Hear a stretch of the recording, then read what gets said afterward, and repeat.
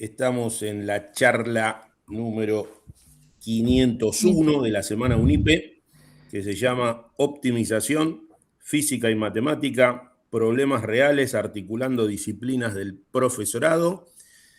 Y va a estar a cargo de Betina Duarte, que por ahí anda, nos saluda a la pantalla para que reconozcamos quién. Ahí está Betina, muy bien. María Cecilia Montes de Oca, también profe de la casa, ahí está. Yo que soy Víctor Fursi, también acá de UNIPE. Las profes de matemática, yo en el área de física. Y bueno, quizás se sumen, estaban anunciados, pero tuvieron dificultades laborales. Recién estábamos hablando de lo ocupados y sobresaturados de tarea que estamos los docentes en estos periodos, en estas épocas. Así que bueno, quizás se sumen la profe Lucía Giuliani, también de física, y el profe Oscar Trinidad, también de física. Pero bueno, en principio vamos a estar nosotros tres llevando adelante la charla. Le damos la bienvenida a todos y todas. No sé, Betina, Cecilia, si quieren decir algo o arrancamos derecho viejo. Yo quiero agradecer especialmente la participación de algunos estudiantes que están aquí y que son la referencia viva de aquello que ocurrió en el aula, de aquello de lo que queremos hablar. No me lo esperaba, estamos en semana de finales y sabemos que los estudiantes están atorados con las fechas de presentación, de estudio, así que esto es hermoso, auguro que va a haber un intercambio muy productivo. Les vamos a dar la palabra, prepárense, les estudiantes que andan por ahí, no se vayan, por favor, anímense, porque bueno, vamos a hablar de la experiencia de análisis en varias variables, como ustedes saben, y ustedes han transitado y están preparando el final en este momento, así que es hermoso.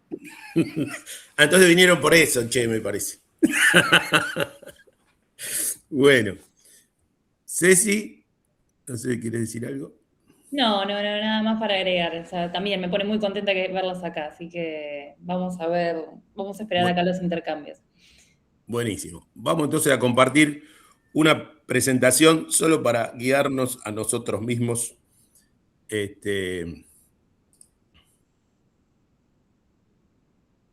A ver.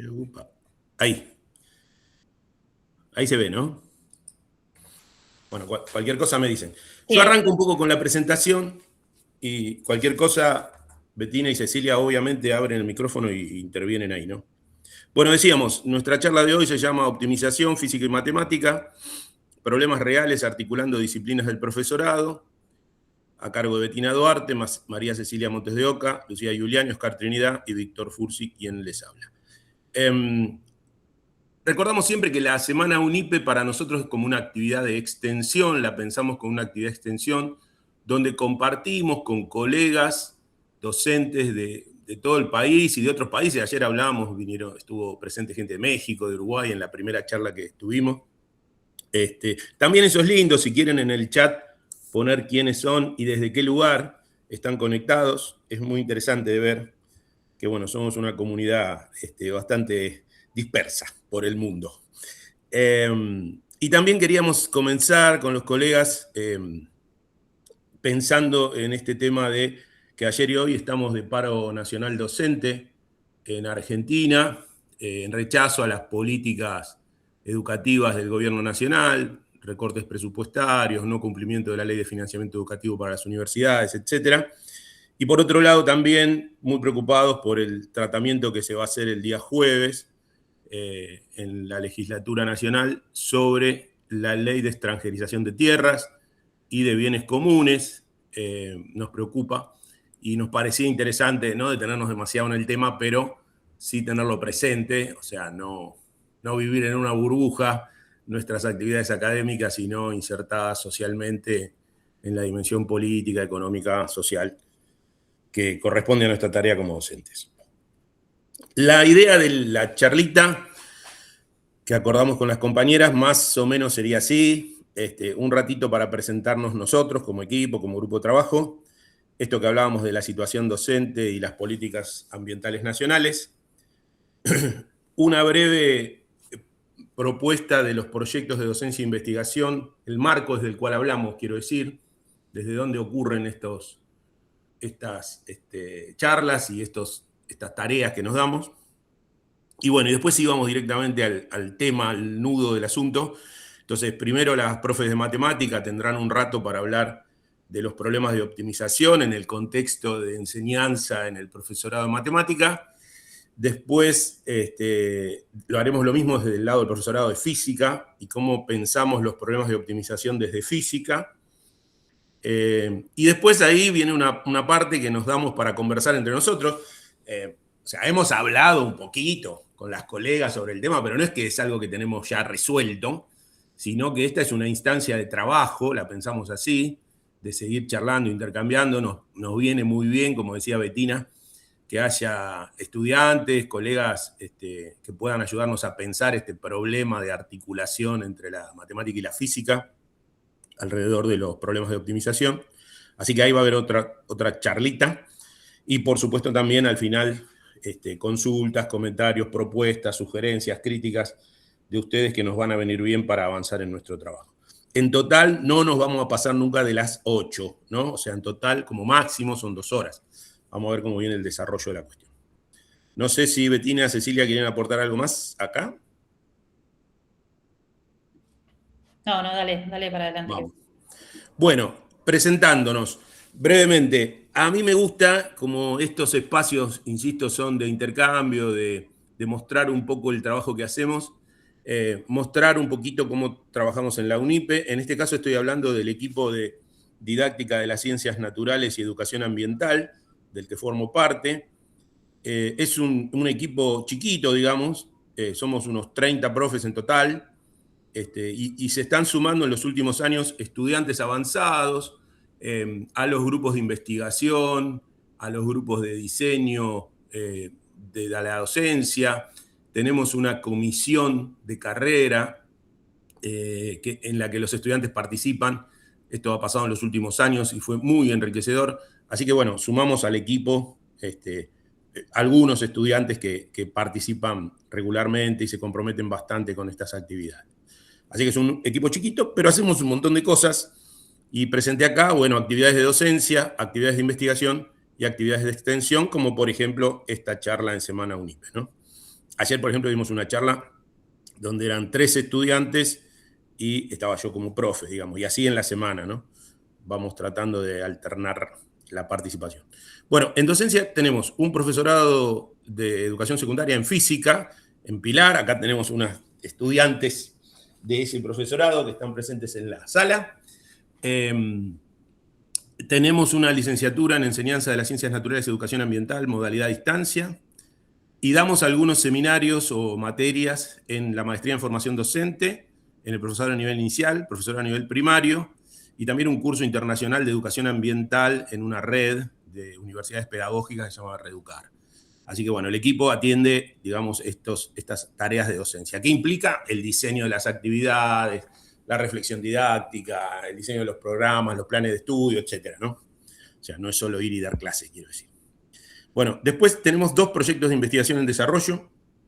Uno que se llama la construcción de saberes docentes en el profesorado de física, y otro por ahí que está más vinculado con los dos, ¿no? Pero más vinculado con lo de hoy, que tiene que ver con el diálogo de saberes entre distintas disciplinas, por ejemplo, en el marco de la educación ambiental integral.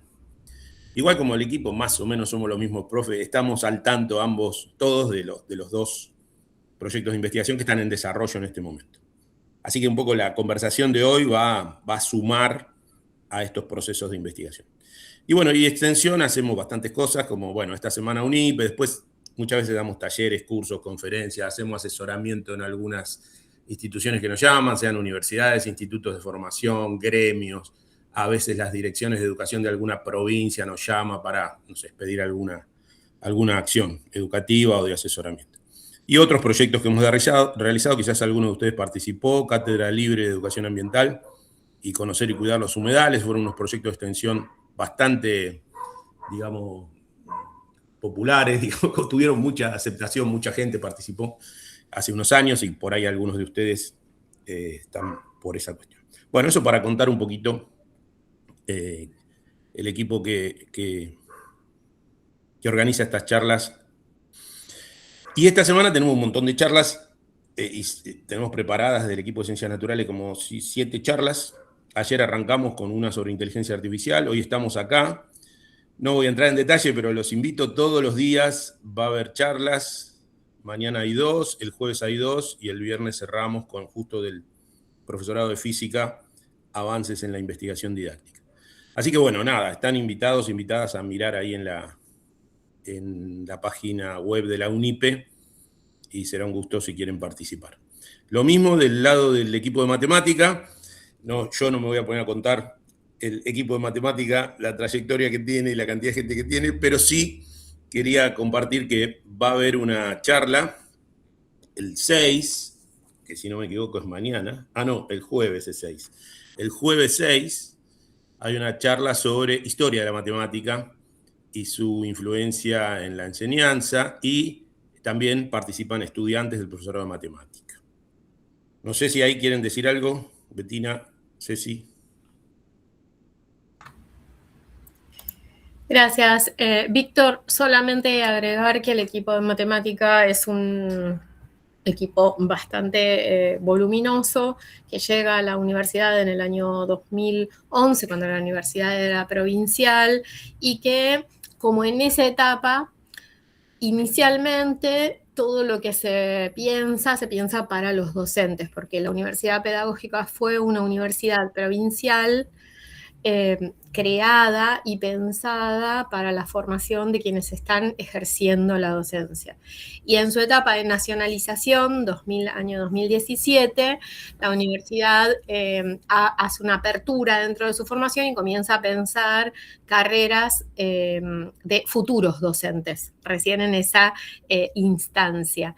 Así que perdura todo un árbol genealógico donde hay una formación para docentes actuales y unos derivados de ese árbol genealógico, unos hijos y nietos que hacen la formación de futuros docentes. Está bien, buenísimo. Te digo que está lindo también alguna vez hacer alguna charla que cuente la historia de los equipos, ¿no? Yo vuelvo acá. Para nosotros es como un orgullo, un honor mostrar que desde el año 2008 venimos trabajando, aunque somos poquitos, hicimos un montón de cosas en el contexto de lo que venía ahora, que era cómo se desvalorizan las tareas educativas desde el gobierno nacional, digo, ¿no? Lo que cuesta armar un equipo de investigación, un equipo de docencia consolidado, que ya vaya trabajando una línea didáctica, una serie de preocupaciones pedagógicas y didácticas, y las respuestas a esos problemas, todo el trabajo que significa armar esos equipos, porque no es solo escribir un programa bonito, sino son personas capaces de dar respuesta, ¿no?, pedagógica y didáctica a esas cuestiones. Y bueno, y que las políticas nacionales en muy poco tiempo destruyan esos equipos o, digamos, compliquen muchísimo la acción de esos equipos de investigación, de docencia, etcétera, que limiten, restrinjan la oferta educativa que podemos hacer, o esto que contaba Betina, este recorrido histórico que la universidad fue haciendo con diseño de políticas de oferta académica, de conformación de la institucionalidad universitaria. Bueno, todo ese trabajo que es enorme y bastante como invisible, digamos, que te lo limpien de un plumazo, da mucha bronca, mucha tristeza, y a la vez da ganas de luchar y defenderlo, ¿no? Así que bueno, queríamos solo nombrar acá que apoyamos el paro nacional, la defensa de la educación, el cumplimiento de la ley de financiamiento universitario. Y por otro lado, la preocupación que se nos viene ahora, después igual vamos a volver sobre este tema, con esta ley de extranjerización de tierras, que no es solo la tierra como una propiedad, como un espacio, digamos, sino los bienes comunes o recursos naturales que están asociados a esas porciones de tierra. O sea, lo que importa no es tanto cuántos metros cuadrados tiene una persona, sino dónde los tiene, qué bienes comunes o recursos naturales afectan. Y que eso se extranjerice sin ningún límite es enormemente peligroso para, bueno, las personas que vivimos en este país. Así que rechazamos fuertemente la modificación a la ley de tierras que supone una extranjerización sin límite, ¿no? Nada, eso para poner un punto de contexto. Bueno, muy breve, entonces, lo que vamos a contar está en el marco del profesorado de matemática para el nivel secundario y proyectos de investigación en didáctica de la matemática que el equipo de matemática desarrolla, del profesorado de física para el nivel secundario, en algunas de las materias como óptica geométrica, proyecto 1 y 2, sistemas dinámicos lineales, termodinámica y otras. En realidad hemos ya ensayado varias secuencias didácticas de articulación entre física y matemática, y bueno, seguimos en esa línea, ¿no?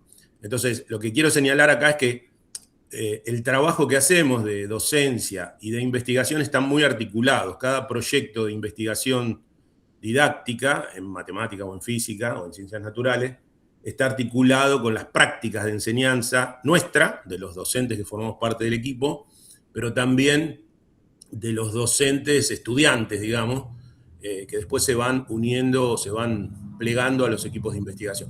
Esto es una práctica mucho más tradicional en el equipo de matemática, que hace años que vienen trabajando así, y nosotros en física y en ciencias naturales en los últimos años empezamos a incorporar colegas docentes que no son del equipo a los procesos de investigación. Pero bueno, nada, es toda una movida así compleja y que tiene una trayectoria, ¿no? En el caso de ciencias naturales, como les dije, hay 2 proyectos de investigación que tienen que ver con lo que vamos a charlar hoy, que es la construcción de saberes docentes en el profesorado de física, por un lado, y educación ambiental integral, prescripción curricular, práctica docente y diálogo de saberes, por el otro, haciendo énfasis en esto del diálogo de saberes. Nos interesa ver cómo podemos establecer un diálogo fecundo, potente, profundo entre las disciplinas, en este caso matemática y física, que no sea una charla de café, digamos, sino que permita profundizar un poco y aprender mejor, con más potencia, estas disciplinas para poder enseñarlas mejor. Acuérdense que estamos en un contexto de formación de profesores de nivel secundario de física y de matemática, ¿no?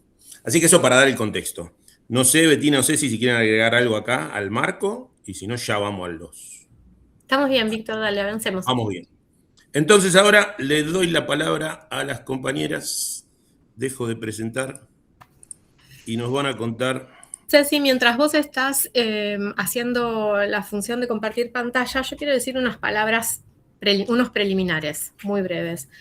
Este profesorado de matemática y el profesorado de físico fueron diseñados en el año 2017-2018, en una primera etapa, y fueron ajustados luego en el año 2020. Desde aquel momento inicial de la concepción de los 2 profesorados, trabajó un equipo interdisciplinario, donde se reunieron físicos, matemáticos, profesores de física, profesores de matemática, de dentro de la institución y de fuera de la institución. El desafío y la propuesta era pensar una formación, 2 formaciones a la vez, digamos, pero pensar en genérico una formación donde las disciplinas dialogaran, donde la física tuviera algo que decirle a la matemática tuviera algo que decirle a la física, los estudiantes se involucraran en comprender algunos fenómenos de la física, más allá de si iban a ser profesores de física o de matemática. Creíamos en el potencial de ese diálogo de disciplinas. Y así se desarrollaron esas carreras, en una ardua discusión, y muy interesante discusión, de la que Víctor y yo participamos y siempre la recordamos, donde hubo que ponerse muy de acuerdo en principios generales para poder generar una formación de estas características. Mucho en común, pensada para un estudiante que sale del secundario con la formación que tenga, con el interés de ser un profesor, pero con la formación que tenga, es decir, unas carreras que se hicieron cargo de aquello que pasa en el nivel secundario y tomaron a los estudiantes desde ese punto de partida. No me quiero distraer, pero sí decir que, entonces, desde el inicio, la organización curricular tuvo en cuenta esta premisa, Tanto es así que en estos 2 profesorados, los estudiantes en el primer semestre cursan una materia de muchas horas, una materia densa en su cantidad horaria semanal, que es óptica geométrica, donde les proponemos tomar este recorte de la física, problemas de óptica, y mirar desde los anteojos de la matemática algunas de esas cuestiones. Matematizar problemas de óptica, utilizar la matemática para hacer avanzar el conocimiento en estos temas. También, siempre tengo mucho que decir de estas cosas, pero ya lo solté. Creemos que la forma en que históricamente un futuro docente de matemática mira problemas de física es una forma que no nos deja del todo contentos a quienes estamos trabajando en la enseñanza de la matemática. Nos interesa que el futuro docente de matemática piense los problemas de la física comprendiendo el fenómeno y no vistiendo un problema de matemática con un vocabulario, ¿no? Cambiando algo que es una especie de prototipo donde se ponen unas palabras nuevas y si me olvido de las palabras puedo hacer un problema tipo. Quisimos salir de ese lugar que no nos interesa y poder mirar problemas de física y pensar qué de la matemática puede ser útil para atacar ese problema, qué hay que entender, qué hay que saber, etc. Desde el lado de la física existe una historia de utilizar la matemática como una herramienta para pensar los problemas de la física y entendemos que eso es necesario para un futuro profesor de física. Y lo que no nos convencería desde ese lado es tomar a la matemática desde el lugar de reglas de protocolo que se aplican sin pensar. Entonces queríamos avanzar en esas 2 direcciones. Por eso, por ejemplo, cuando enseñamos derivadas y lo enseñamos a los estudiantes de las 2 carreras, no arrancamos por la definición de derivada, no tomamos al objeto descontextualizado, sino que pensamos en un problema de velocidad promedio y de velocidad instantánea como el disparador que nos ayuda a pensar de qué manera podemos entender qué es lo que ocurre con el desplazamiento de un móvil y cómo capturar eso que pasa en un instante de tiempo. Compartimos con los colegas de física la idea de que nuestros graduados deberían ser sujetos que en una escuela secundaria donde entendemos que principalmente van a trabajar, puedan dialogar con docentes de otras disciplinas. Y ahí nos expandimos. Queremos que el profe de física pueda hablar con todos los profesores de las otras disciplinas, lo mismo que el profesor de matemática. Y queremos que, entonces, de cara a ese objetivo de largo plazo, este diálogo comience en la formación. Por eso, tanto el profesorado de física como el profesorado de matemática insiste bastante en la necesidad de que los distintos espacios de formación de estas carreras estén en diálogo, ya tomando nosotros la posta de que necesitamos generar eso como una cultura que se puede heredar y llevar adelante. Nada más. Bien, lo que quería agregar algunas cositas que es lo que vamos a mostrar ahora es un problema que trabajamos sobre el final de la materia de análisis en varias variables. Esto iba a decir, en la carrera del profesorado de matemática y de física, análisis 1, lo que sería análisis 1 está dividida en 2 cuatrimestres. Es una primera parte que es análisis 1 de derivación, análisis 1 integración en el segundo, y lo mismo pasa con análisis en varias variables. Análisis en varias variables está en tercer año de la carrera y es compartida por esto, ¿no? Por los 2 profesorados, de física y de matemática. Este problema que vamos a mostrar ahora lo trabajamos más sobre el final de análisis en varias variables diferenciación y surgió también un poco con esto que comentaba Bettina sobre una necesidad de plantear algunos problemas que estén en vínculo con la física porque en esta cursada, sobre todo, empezamos a tener estudiantes de física, cosa que no nos estaban pasando en cursadas anteriores. El profesorado de matemática, tengo que aclarar, arrancó en el 2021. Entonces arrancó en un año casi pandémico, fue un primer año más virtual, y esta materia es de tercer año, recién empezamos a tener estudiantes, es bastante nuevita, digamos, dentro de todo. Bueno, así que estamos ahora un poco en eso, ¿no? Hablando con los profes de física, charlando un poco, debatiendo y viendo de qué manera poder integrar las dos materias. Algo que solemos hacer mucho en la materia de análisis en varias variables es todo el tiempo un ida y vuelta con análisis 1. Entonces siempre arrancamos un poco viendo qué es lo que pasaba en una variable, qué diferencias había o qué diferencias va a haber ahora si lo pensamos en varias variables. A nosotros ese ida y vuelta nos parece súper rico porque se afianzan cosas también de la materia del año anterior. No sé, si quieren, Betina, vos si querés agregar algo, igual métete, ¿sí?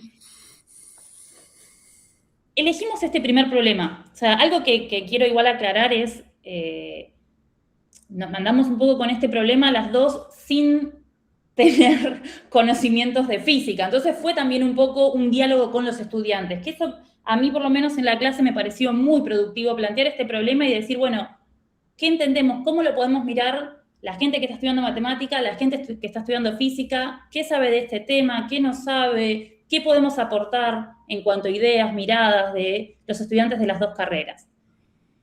Y presentamos este problema que habla de la compresión de un gas, ¿no? Dice, la energía E requerida para comprimir un gas desde una presión inicial P sub 0 hasta una presión final P sub F a través de una presión intermedia P está dada por esta fórmula. ¿Cómo debería elegirse el valor de P para minimizar la energía requerida? Este fue el problema que planteamos en la clase. En un primer momento, lo que empezamos a hacer fue a tratar de entender un poco este problema. ¿Qué nos estaba diciendo? ¿Qué significa la presión final, la presión inicial, la presión intermedia? A mí me gustaría compartir el pizarrón, porque la verdad es que este momento de la clase, justo acá están dos estudiantes presentes que estuvieron en esa clase, así que no me van a dejar mentir, fue un momento de empezar a hacernos preguntas sobre todas estas variables, parámetros que aparecían acá. Estábamos trabajando igual en un problema de una variable, en este caso.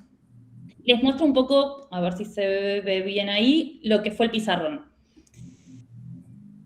El pizarrón se empezó a llenar de preguntas que en general estaban un poco más comandadas por los estudiantes de física, ¿no? Porque el estudiante de matemática acá quedó un poco más en silencio en este momento.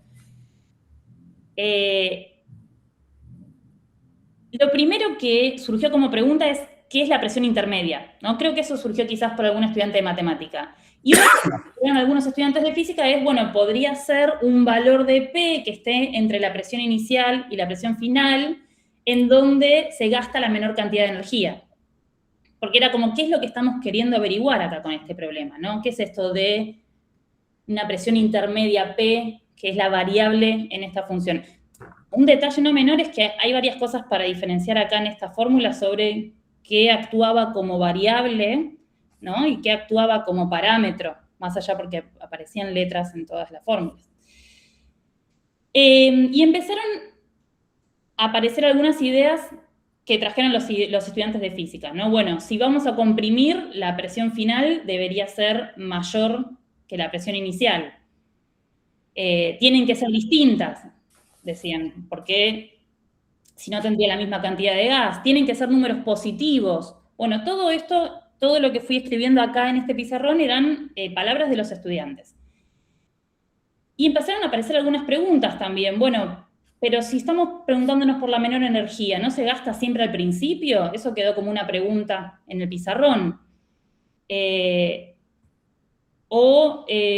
La fuerza, ¿está asociada a la energía? Si la fuerza es masa por aceleración. Bueno, supongo que de esto nos va a poder ayudar después también un poco más Víctor Sí. más adelante. Pero lo que para mí estuvo bueno es que fue o sea, fue un primer enunciado que nos ayudó a generar muchas preguntas. Algunas quedaron pendientes para pensar la clase siguiente. Fue como, bueno, esto no lo podemos responder ahora, no lo sabemos, vamos a averiguarlo. Entonces, algunos que puse con asteriscos ahí fue, bueno, pensemos esto para la próxima clase. ¿Qué es la presión intermedia? La idea quedó planteada ahí. Vamos a compararla después con algo más teórico que podamos buscar.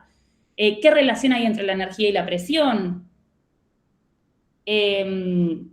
Pero bueno, me parece que está bueno para mí algo, y esto es más desde el lado docente, ¿no? Que es súper interesante poder agarrar las preguntas de los estudiantes, las palabras de los estudiantes y volcarlas en el pizarrón también, ¿no? Y que queden como preguntas que muchas veces no se van a poder responder en ese momento de la clase, que uno va a tener que ir a averiguar algunas cosas después. Puedo meter una púa chiquitita, didáctica es nomás, que me parece que la actividad que estás planteando, yo esta parte no la sabía, lo que estás contando ahora, es una actividad como de elucidación de qué significa esta fórmula. Una fórmula a la que no dedujimos entre todos, la vemos y tratamos de interpretar, ¿no? Es una actividad súper interesante a mi gusto, que no es la habitual, ¿no? En general, lo que hacemos es al revés, llegar a la fórmula a partir de primeros principios, bla, bla, que por ahí es lo que voy a hacer yo después. Pero esto está hecho al revés, me parece como actividad, como propuesta didáctica, súper interesante. Eso nomás. Ya que Víctor pidió la palabra, yo pido repechaje. De hecho, lo que ocurrió es que pensando en problemas de física, nos encontramos con este problema en un libro y nos dimos cuenta de que el fenómeno que tratábamos de atrapar no lo teníamos en claro, pero la fórmula, así como estaba planteada, seguramente por el hecho de que hubiera parámetros, la fórmula era comprensible. Entonces, presentar una fórmula planteando un supuesto fenómeno del que no sabemos, tanto en una variable como en varias variables, la situación fue igual. El libro planteaba los dos escenarios, planteaba comenzar con una variable como sugerencia y luego pasar a varias variables.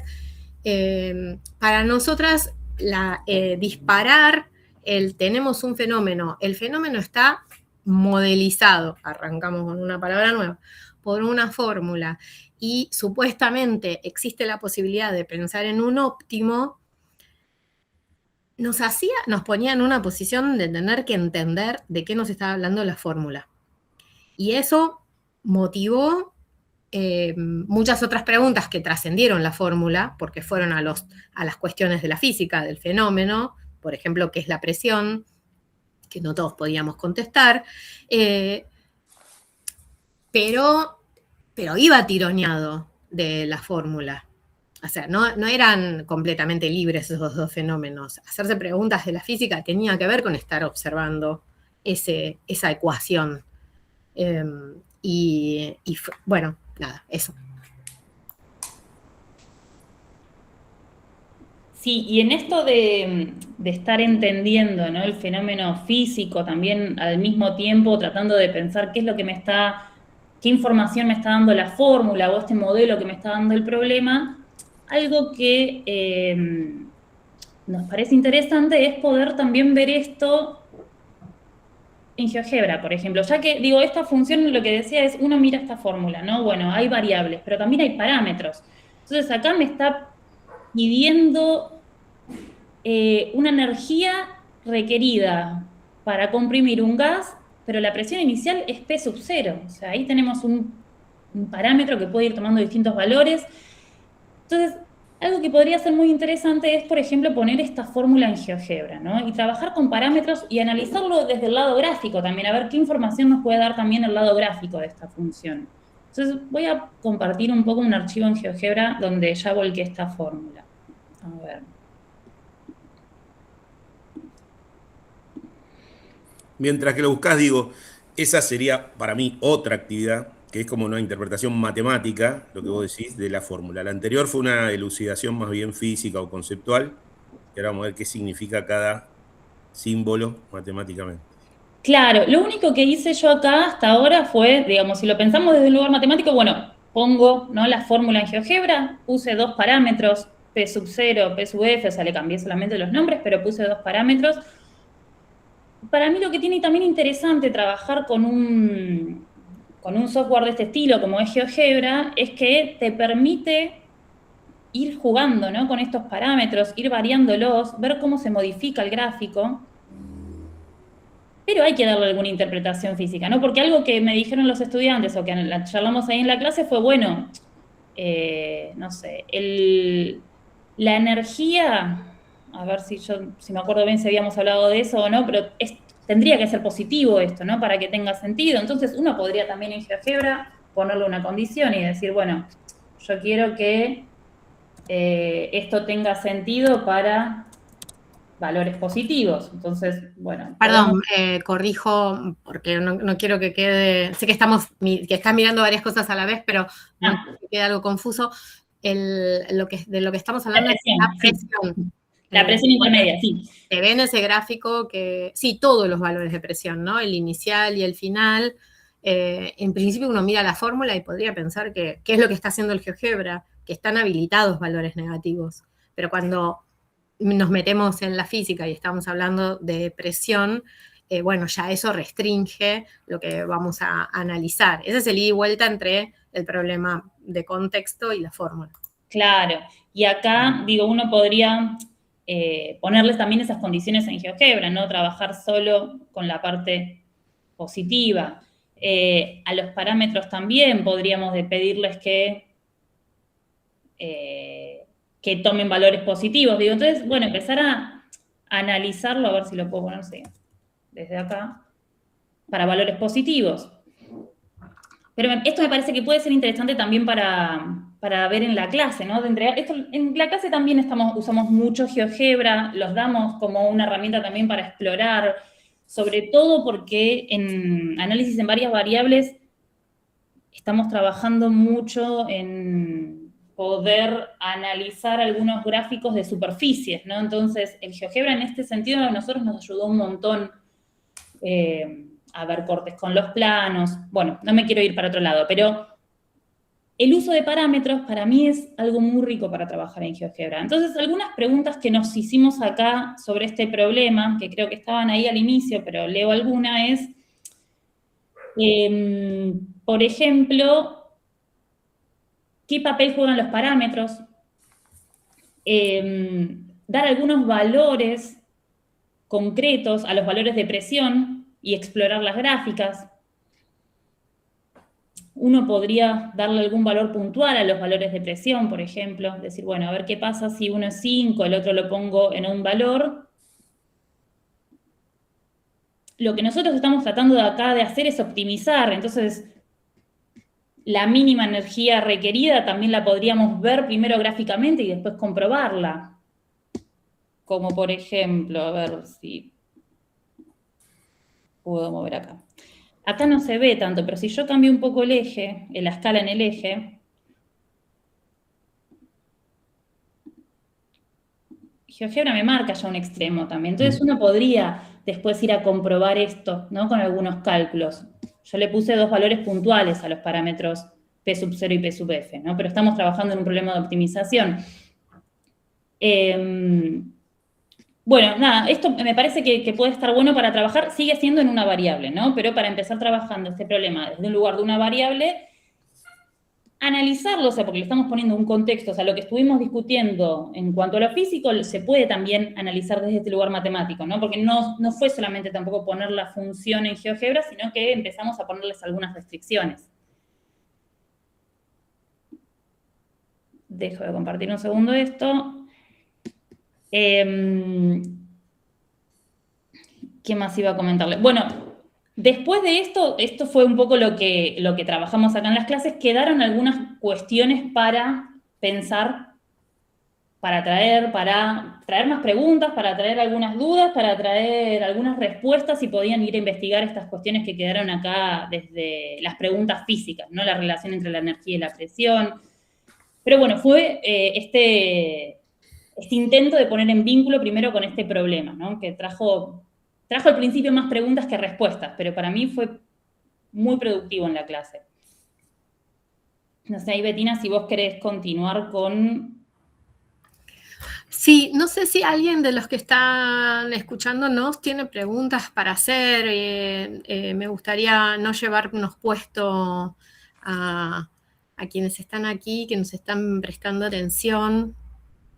Abro un momento desmutense y hagan si quieren hacer algún aporte o alguna pregunta, antes de que yo pase a varias variables.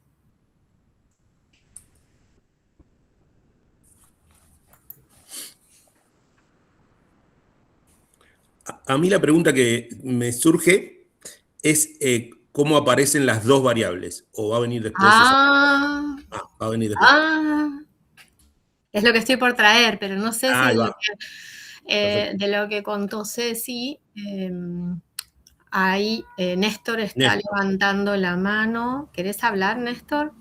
Sí, una consultita. Si es que en algún momento se hizo o se analizó la posibilidad de la existencia o la posibilidad de la anulación de cada uno de los términos de ese modelo, porque termina siendo un modelo representativo del comportamiento de presiones. Por ejemplo, si P podría haber sido mayor a 1, menor a 1, si puede ser 0, si es posible la existencia de P como por variable intermedia igual a 0, o sea, en esa condición de una variable como la que están presentando. Sí, claro. Gracias, Néstor. Sí, lo que se hizo fue considerar algunos casos de valor de presión inicial y de presión final, para lo cual había una pregunta, si era, por ejemplo, muy básica, que era si la presión inicial era menor o mayor a la presión final. Porque eso también significa entender cuál es el fenómeno. Y una vez que eso quedó aclarado, que si nosotros estamos comprimiendo un gas, lo que estamos es pasando de menor a mayor presión, más allá de no entender otras cosas, no importa, pero que sea esa cosa más chiquitita, entonces esos dos parámetros, el inicial y el final, eran positivos y la presión inicial era menor que la presión final. Por lo tanto, la presión intermedia a la que llegar, que tampoco quedaba claro qué significaba. ¿Qué es? ¿Es una parada? Yo le voy dando presión y pido gancho y espero. ¿Qué es lo que estoy haciendo? ¿Qué significa que haya un valor de P intermedio? Pasaba por entender qué era el fenómeno de compresión. Y eso también nos quedó como una advertencia de que lo que estábamos haciendo no estaba teniendo demasiada comprensión desde lo físico para nosotros. Pero aún sin entender eso, sí estaba claro que la variable P iba a estar pasando de la presión inicial a la presión final, ambas iban a tener que ser positivas, la presión inicial tenía que ser menor que la final y por lo tanto el valor que minimizara iba a ser un valor que iba a estar entre aquellos dos que pusiéramos. Y todo era positivo, así que no había manera de que la presión que minimizara la energía fuera cero. Esto se veía un poco en el cuadro tomando parámetros que estuvieran dentro de estos valores que yo acabo de decir, no lo digo de nuevo para no hacerme tanta mezcolanza. No sé si te contesté, Néstor. Sí, lo que nosotros denominamos por ahí en el estudio, el estudio de contexto, o sea, cómo se está dando el contexto en ese modelo, ¿no? Claro, así es. Gracias. No, de nada. ¿Alguna otra? Voy a ir avanzando entonces y voy a pasar a compartir.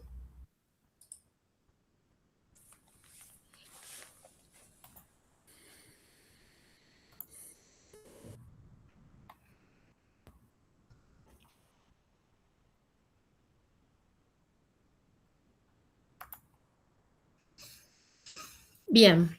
¿Lo están pudiendo ver o está chiquito? Se ve. ¿Se ve? Bueno, sigo entonces. Yo soy chicato y veo, imagínate. Bien, genial. Entonces, Ceci, tenemos un invitado. Esta primera pasada, tratar de darle sentido al problema y a la ecuación en una variable, pasó por entender esto de que el fenómeno de compresión estaba significando para esta ecuación pasar de un valor inicial P sub 0 a un valor final P sub F más grande, porque al comprimir se le dio más presión al gas, y que lo que nos estábamos preguntando era ¿cuál era el valor intermedio al que teníamos que alcanzar para minimizar la energía. Va de suyo, o suponemos, leyendo el problema, que comprimir un gas significa un gasto de energía. Y que estar en una variable es el equivalente a hacer una sola parada. Ahora, ¿por qué hay que hacer una parada? Nadie lo sabe y no tiene que ver necesariamente con la matemática. Y si se pueden hacer más paradas, también no lo sabíamos, pero estaba claro que eran temas que necesitábamos entender. La ecuación que aparece y que trae el libro es la que ustedes están viendo ahí en pantalla. Yo la voy a agrandar momentáneamente, solo para tenerla un poco más en claro, para que vean, bueno, por un lado la cantidad de letras que empiezan a aparecer y por otro lado esa resta medio enigmática que hace que a 3 cuadrados se le reste 2 y estamos suponiendo que eso sigue siendo positivo. Vienen un paquete de dudas nuevas y un paquete de preguntas nuevas tratando de entender esta nueva fórmula, donde los parámetros acá son los mismos que antes, que tomó Cecilia, P sub 0 y P sub F. Y las variables son P sub 1 y P sub 2. De hecho, para después trabajar con los chicos, creo que no trabajamos así, sino que llamamos X e Y a P sub 1 y P sub 2 para que esto se pareciera de alguna manera a todos los problemas que veníamos trabajando en la materia. Y ya estaba claro que teníamos que considerar que P sub 0 era positiva y era menor que P sub F. Mientras pensábamos con Cecilia cómo domesticar este problema, y teníamos a la vista que el uso de GeoGebra había sido un buen recurso para una variable, nos pareció que tal vez recurrir al GeoGebra en 2 variables podía darnos de nuevo un ejercicio parecido de algo de visualización. Pero esta cantidad de preguntas que seguían, porque los estudiantes se habían ido, habían vuelto y habían contado las cosas que habían aparecido, muchas de ellas con la inteligencia artificial, también nos hizo pensar que por ahí, para el caso de varias variables, ir a la física y preguntarle a la inteligencia artificial algunas de las preguntas que ya se venían armando cada vez más grandes, era una buena idea. Y esa era otra manera de tratar de entender este fenómeno. También, y ahí avanzo con estas otras cuestiones, ir a la matemática y analizar qué características matemáticas tenía esta nueva función de varias variables. También dar valores a los parámetros, resolver el problema de optimización y en todo caso tratar de darle sentido a lo que encontrásemos como resultado. De todas esas posibilidades para mirar este problema en varias variables, lo que decidimos hacer es poner en claro una vez más cuáles eran nuestras preguntas y dialogar con alguien que supiera. Entonces fuimos a buscar a un experto. Supongo que tengo que salir de acá, entrar en el GeoGebra, tengo que hacer todo eso, ¿no? Para compartir, Ceci, para mostrar que no es muy amigable. Así como fue bien interesante lo que mostró Ceci en una variable, quiero mostrar que no es muy amigable lo que ocurre en varias variables. Así, ¿no? Sí, para poder proyectarlo, quizás no hace falta que salgas, pero tenés que cambiar de ventana. Ahora, cuando pongas compartir, tenés que compartir otra ventana, porque vamos a seguir viendo el archivo este de Drive. Ok, a ver si aparece lo que me está apareciendo a mí acá. Se toma su tiempo, disculpen, ¿eh? Ahí va. Entonces, con esto... Bien.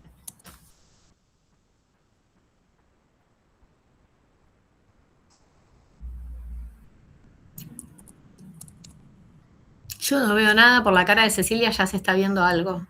Sí, se está viendo ya, el GeoGebra se ve. Va, por lo menos yo lo estoy viendo. Excelente, yo recién ahora lo estoy viendo, bien. Como pueden ver, de nuevo están los parámetros aquí, los mismos que, en el mismo sentido que utilizó Ceci, el P sub 0 y el P sub F, y aparece aquí la fórmula. el armado para el GeoGebra, siendo una función matemática, hay muchos valores que son posibles, entonces todos los valores de P1 y P2 pueden ser tanto positivos como negativos. Lo que hay es una especie de espejo, porque claro, como se construye la fórmula y se suman esos cuadrados, hay mucha simetría. Entonces uno da la sensación de que tiene un doble espejado y que lo que vale la pena es una sola cosa que está acá. Pero es muy difícil sacar algo más de información que no sea esa. Podríamos Perdón, decir, Betina, una preguntita te hago. Vos, como hizo Ceci antes, de esos 4 no sé qué es, ¿podés buscar cuál es el menor de los 4? ¿En dónde está el punto mínimo? es que en realidad no se trata de buscar el menor de los 4 porque son un espejo. Lo que está Son iguales. ocurriendo acá es que el único que hace sentido dentro de la física es el que tiene, está en el primer octante. Está bien. Está bien. Entonces, ese que está en el primer octante es uno de esos 4 que son idénticos, y en uno de estos 4, yo traté de mover recién, pero acá va todo muy lento, en uno de esos 4, tal vez, pues visto desde ahí, ustedes pueden ver que hay un mínimo, porque es una especie de paraboloide rarito, pero no deja de tener esa forma de cuenco. Entonces uno tiene la intuición de que hay algunos valores para los que parece haber un mínimo. Lo que no es para nada evidente es que ese valor que parece ser de un mínimo va a ocurrir con un P sub 1 más chico que un P sub 2. Entendamos que como estamos hablando de un fenómeno que es el de darle presión a un gas, que es el de compresión, yo voy a pasar de un valor inicial como el que aparece ahí en pantalla, 2,4, y voy a ir hacia un valor final que tiene que ser más grande que ese 2,4. Porque le estoy dando presión, si no, no le estoy dando presión. No quiero que se me vayan, perdonen, no puedo hacer demasiado juego, pero bueno, ahí, 5,8. Y los valores intermedios, el P sub 1 va a ser algo que va a ser mayor que 2,4 y menor que 2,8, y el P sub 2 tiene que ser más grande que el P sub 1. Todo esto para que tenga sentido dentro del fenómeno de la física. Y no está claro que ese mínimo que está ahí esté ubicándose en ese lugar. Entonces, es bastante más áspero el tratar de sacar ideas de la visualización en 3D que la visualización en 2D. Voy a dejar de compartir esto y voy a volver al problema y les voy a contar por dónde fuimos. Como les decía, en teoría estoy compartiendo el mismo drive que antes. Crucemos los dedos. Lo que se sigue viendo es GeoGebra por ahora, ¿eh? Ahora sí. Genial. Entonces, les decía que dentro de toda esta posibilidad, en el ir y volver y en el tratar de entender las ecuaciones, fuimos armando un paquete de preguntas. Y ese paquete de preguntas es este que ustedes tienen acá. ¿Qué es lo que mide la presión de un gas? ¿Para qué se comprime un gas? ¿Qué observa la física que sucede cuando el gas se comprime? ¿Qué es ese fenómeno? ¿Qué nos ponemos los anteojos de la física? ¿Qué vemos cuando se está comprimiendo un gas? ¿Solo vemos que hay un gasto de energía o estamos viendo alguna otra cosa? ¿Es esto un recorte de un fenómeno o es todo el fenómeno?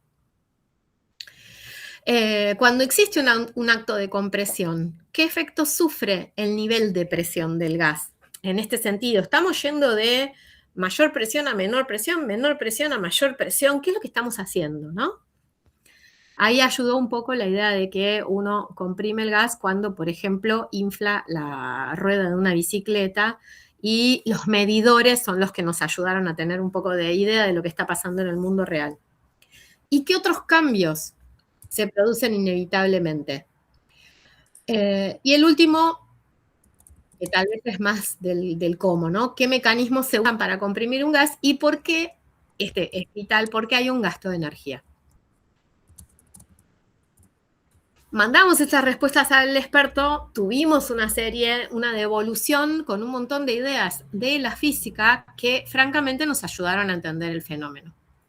Y cuando estuvimos más cerca del fenómeno, y no voy a contar acá todas estas respuestas porque se lleva mucho tiempo y no es el centro, lo que estamos tratando de contar acá es cómo de una ecuación matemática se generó un espacio de indagación que involucró preguntas de la física, con una lente matemática, con un espíritu matemático. Estábamos queriendo optimizar una función, pero no nos limitábamos a mirar el fenómeno en términos de variables, movimientos y gráficos. Queríamos entender el problema de la física. Y entonces quiero decir algo para cerrar esta cuestión de las preguntas, y es que entender que el fenómeno entender las características del fenómeno de compresión nos ayuda a entender que es necesario hacer una parada cuando se quiere llevar un gas desde una presión inicial a una presión final. Y la razón no la íbamos a encontrar nunca dentro de la matemática. La razón está asociada a que los objetos donde el gas está, el recipiente, lo que se utiliza, entran en calor. Entonces, si uno no mide una parada en un determinado nivel de presión para poder alcanzar luego la presión final, porque la idea es llegar a la presión final, lo que ocurre es que todo se recalienta y el proceso no puede terminar. Entonces, esa idea fue una idea bastante importante para entender el fenómeno de una variable y de dos variables. Y también saber que en algunos casos hay que hacer más paradas y que más paradas son más variables. Y que estamos optimizando en una cantidad de variables que tiene que ver con la cantidad de paradas que hay que hacer. Y que eso son restricciones de los objetos físicos que están en este proceso. Y cuando fuimos al porqué del gasto de energía, nos encontramos con que lo que justifica o lo que queda, la parte de la física que explica estas cuestiones es la termodinámica. Y ahí entendimos que nos habíamos metido con un problema tal vez un poco exigente, pero no imposible de ser capturado desde el lugar en el que estábamos, tanto los docentes como los estudiantes, y que estas cosas iban a estar en la formación de los futuros profesores de física. De alguna manera le entregamos una posta a las próximas materias de física que los estudiantes del profesorado de física van a llegar. La verdad es que para terminar esta parte de la charla, lo que nosotros entendimos es que la búsqueda de información pertinentes hizo que el problema de optimización pasara a un segundo plano y que la ecuación de energía se convirtiera en un objeto con sentido matemático, pero también con sentido físico. Y eso nos dejó muy satisfechas, tanto a Cecilia como a mí. Ya hablarán los estudiantes si todavía están acá. Voy a dejar de presentar. Bueno, muy bueno. Sí, no sé si les parece que arranco yo con lo que viene del lado de física o querés abrir alguna pregunta o algo, Betina. Solo preguntar si alguien se quedó con una duda, porque a mí lo que me interesa es que nos puedan sí. Seguir los profes. Si no hay dudas, dale, Víctor, nomás. Pero a ver, escuchamos. Muchas gracias por los aplausos. Pero, muchas gracias. Bueno. Si hay alguna duda, alguien levante la mano, desmutéese, hable. Esto es un diálogo entre colegas que enseñamos.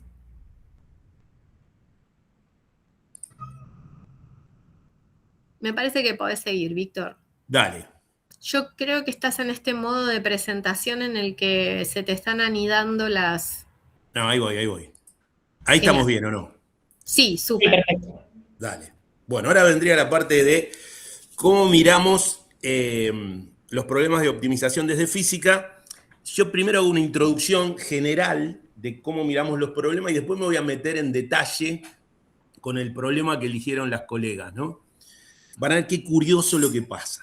Bueno, primero, desde física, en el equipo nuestro venimos tomando una posición, digamos, pedagógico-didáctica, de que nos interesa mucho desarrollar un tipo de actividad científica escolar, primero en la formación de los profes y después para que estos profes de nivel secundario repliquen esos modelos didácticos en sus aulas, que se llama actividad científica escolar. Hay autores atrás de esto, que nosotros seguimos y valoramos mucho. Y lo que pensamos es que hay que trabajar con problemas bien contextualizados, que tengan un significado para los estudiantes, más allá del problema disciplinar específico, un contexto social, un contexto de vida cotidiana, un contexto de actualidad cultural. Hay muchos tipos de contextos, pero contextos que le dé significado. El trabajo con modelos y modelización nos interesa mucho este juego entre distintas formas de poder abordar el análisis, la reflexión, la anticipación, la descripción de un sistema cualquiera muy complejo, como en este caso puede ser la compresión de gases. Pero hay muchos modelos para aproximar ese fenómeno complejo. Entonces, el trabajo con modelos y modelización. Y después, el desarrollo de lo que nosotros llamamos ciertas competencias científicas escolares específicas de la física o de las ciencias naturales. De eso habla la actividad científica escolar. Entonces, amplía un poquito, ¿no?, que el problema de optimización es un caso de un tipo de problema que va muy bien con estos objetivos didácticos.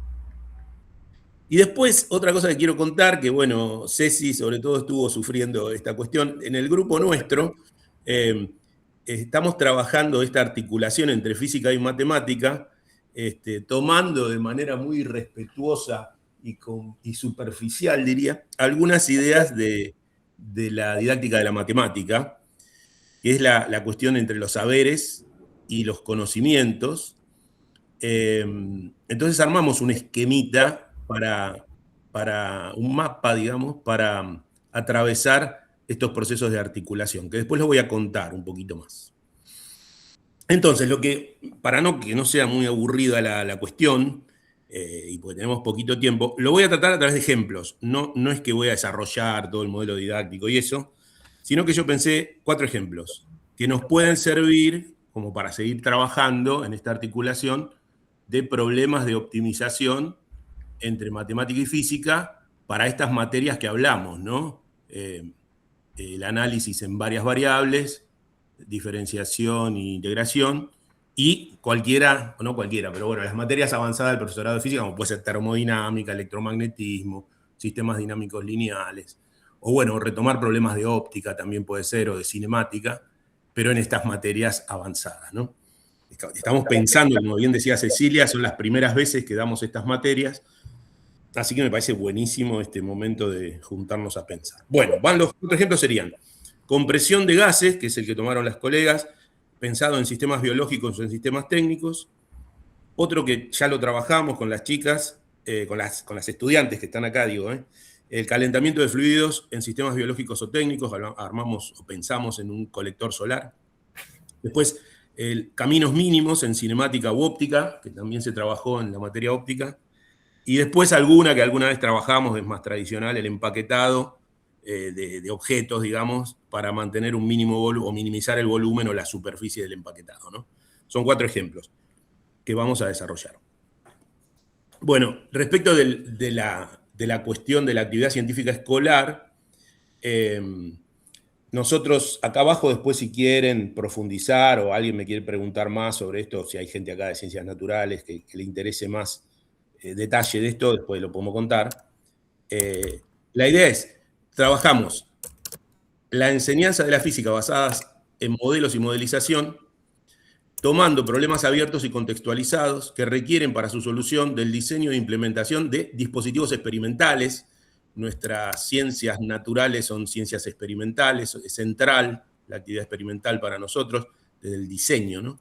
Y en particular aquellos que puedan acompañarse con el uso de tecnologías digitales, nos interesa mucho esto, por otros motivos, digamos, pero que aparezca en algún tramo de la secuencia el uso de tecnologías digitales, bueno, como las compañeras recién nombraban, puede ser GeoGebra, puede ser el uso de alguna inteligencia artificial hoy en día, u otros modelizadores que hay para física o para ciencias naturales.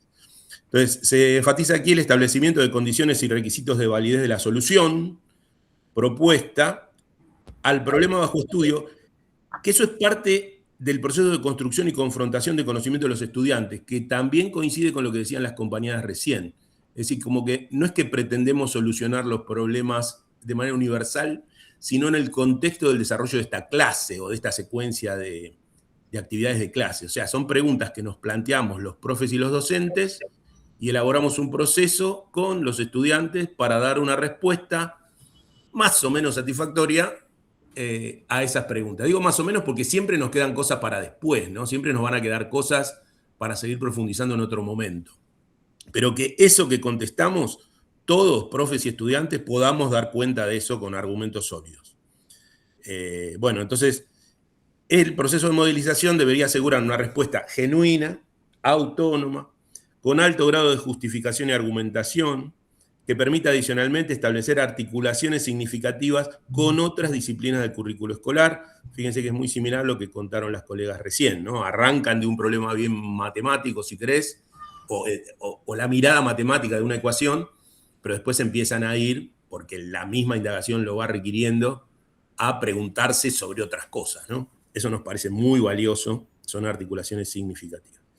Y hablando de las competencias específicas de la física escolar, estas competencias escolares, digamos, de las ciencias, siguiendo trabajo de Euris Bravo, que nosotros seguimos mucho, que es director de varias tesis de los miembros del equipo de Ciencias Naturales. Estas serían modelización, o sea, crear este ambiente y esta competencia en los estudiantes de poder jugar, y el término no es, digamos, ingenuo, vincula a la actitud lúdica del juego, a pasarla bien, a divertirnos pensando cómo explicar el funcionamiento de las cosas, y también a la teoría de juegos, un poco más seriamente, de la cual se nutren algunas líneas de didáctica, ¿no? Bueno, este juego entre sistema y modelo, o sea, pensando el sistema como, entre comillas, lo real, el sistema, por ejemplo, la compresión de un gas. Bettina decía, bueno, ¿qué pasa cuando yo inflo la bicicleta con el inflador? El sistema real, ese es muy complejo, porque, digamos, por ejemplo, la goma tiene elasticidad, la rueda tiene una elasticidad, el inflador tiene una carrera que no es necesariamente a presión constante, ni la velocidad a la que se mueve es constante. O sea, cuando se empieza a meter en el problema, el aire tiene una temperatura, tiene una composición, no es lo mismo si infla una goma en Buenos Aires, en Saladillo o en Ushuaia.